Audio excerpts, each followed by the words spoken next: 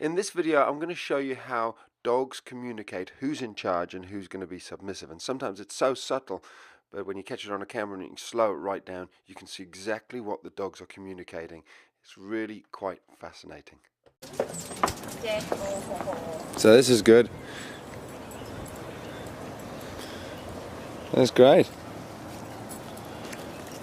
Lovely. So this is dear Odin. He's a 1-year-old male Mastiff cross German Shepherd, and this is his garden, and yet look how he's meeting my 3 dogs. So if you ever wanted to see what a submissive dog looks like, I mean, look at him. He's just the most beautiful boy. Oh, what a lovely dog.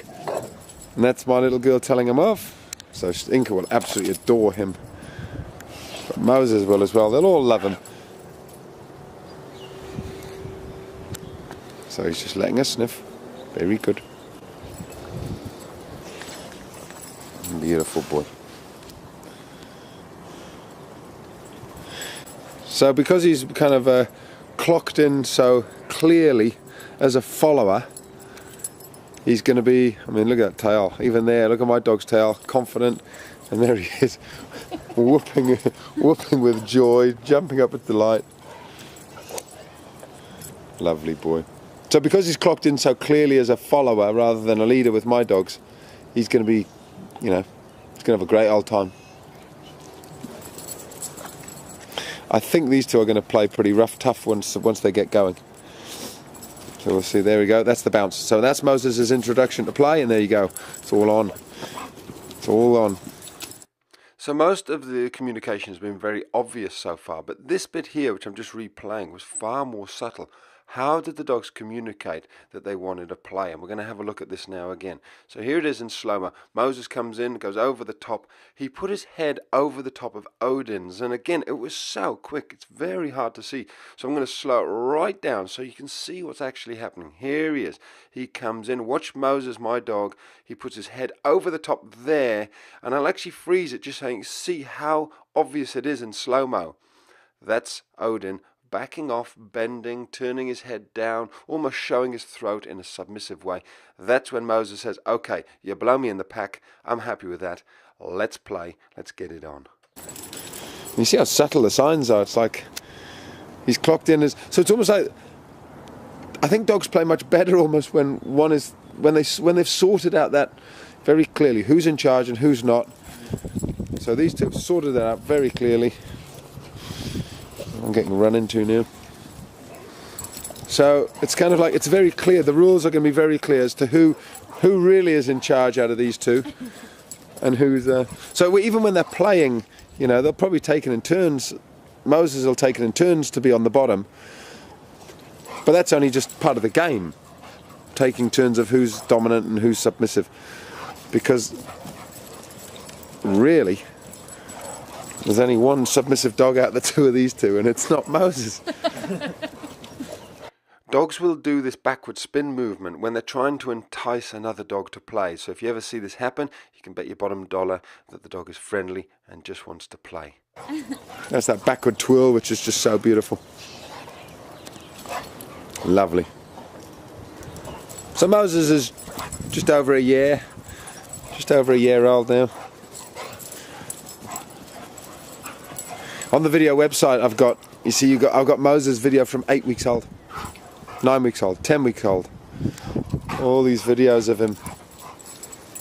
If at the park he is following you and spending the whole time trying to protect you, sort of thing, a lot of that again is because he's got this job to do of looking after you and protecting you. Okay. And so when you put all this in place and he can actually relax a bit more, he will have so much more fun. I think it's often a bit like the CEO of a company. You know, you don't find them fooling around on a Friday afternoon at kind of 1 o'clock. Well, maybe you do in some companies, but generally speaking, the CEOs have got so much on their plate. They're so busy and stressed with the pressure that they're under that they can't just muck around, and it's other people who are mucking around more.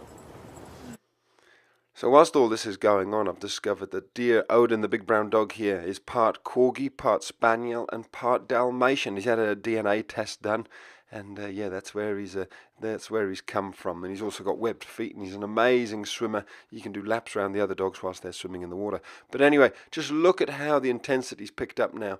And all of this is because they've had a really good start. They've really clearly understood Moses is in charge, and Odin's underneath him. And so Moses is very happy with that, and Odin is also very happy. He's got a real good playmate here. And most of the time, Moses is probably going to dominate, but as you're going to see in a second, and I mentioned earlier, Moses will then start playing a role, playing the game of being submissive. So here we go. There's Odin being submissive, and then they'll take turns and change over. And in case you're wondering, all of this mouthing is all totally normal, totally acceptable. There you go. That's what I was looking for. So that's him now dominating Moses. There's nothing in it. That's just playing. So they're both being very gentle here, and it's just like role play. They're just taking turns and being submissive, being dominant, having a bit of fun. It's all great stuff. Role play. Let's switch roles. Moses will do it again. There you go. I told you. Just because it's fun. You don't want to be in charge all the time. It's like I work with some guys, it's so funny, they boss a big team of people around all day long, and then they come back to their little white fluffy dog and all they want to do is be submissive. You know, it's true though, we don't want to be in charge all the time, you know. So as you can see, Odin is clocked in as a submissive follower. That's how it works with the dogs. They're leaders or followers. There's a hierarchy, and it works really well like that. And Odin has played his part to perfection. Well done, boy. It's going to tire him out. You won't need to take him to the park. No.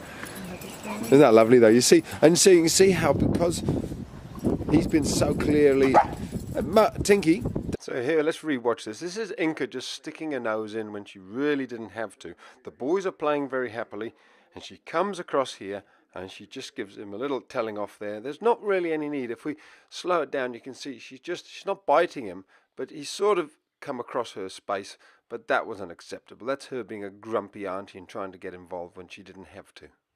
That's not allowed. So you sit down. Stay. That's naughty. Stay. Naughty dog. That is naughty behaviour. Stay. Inka, sit. Stay. You stay there. Naughty dog. So Inka's in timeout for being a naughty girl.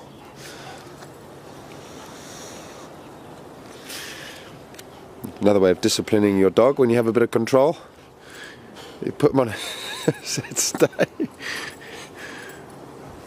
Because there was no need for that, because that's just her sticking her nose in, you know.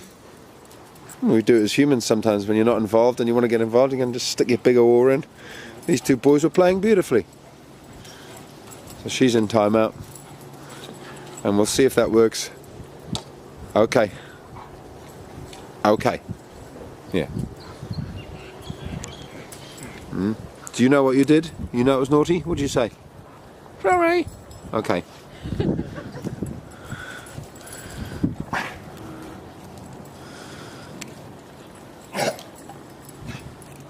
What a lovely boy.